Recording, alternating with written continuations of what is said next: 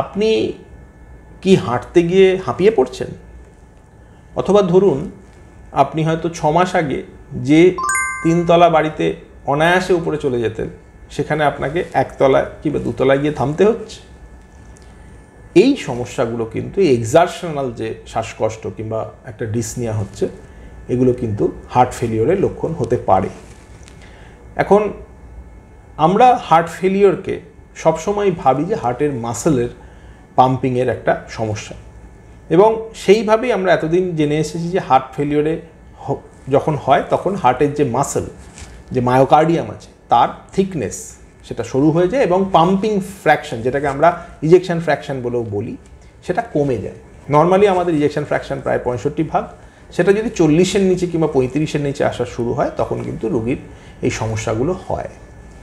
কিন্তু আজকাল দেখা যাচ্ছে এই মাসেল উইকনেস না হয়েও, মাসেল পাতলা না হয়েও, ইজেকশন ফ্র্যাকশন না কম হয়েও কিন্তু হার্ট ফেলিওর সিমটম হচ্ছে। সেটাকে আমরা বলি হচ্ছে heart failure with preserved ejection fraction. এটার কারণটা কি?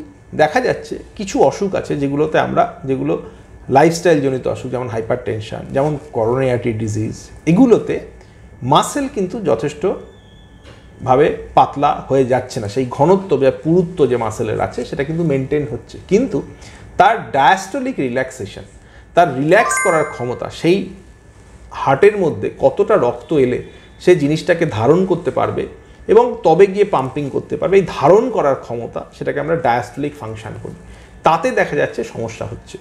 এবং তার ফলে কি হচ্ছে, ব্যাক প্রেশার চেঞ্জেসের জন্য লাংসে জল জমছে এবং রোগীর খুব শ্বাসকষ্ট হচ্ছে, তার একটা এক্সারশনাল ডিসনিয়া হচ্ছে, সে রাত্রিবেলা শুতে গেলে কাশছে, সকালবেলা কখনো কখনো শ্বাসকষ্টের সাথে ঘুম ভেঙে যাচ্ছে, তখন মনে হচ্ছে যেন কাছের জানলাটায় গিয়ে একটু শ্বাস নিতে পারলে অনেকটা আরাম পাবে।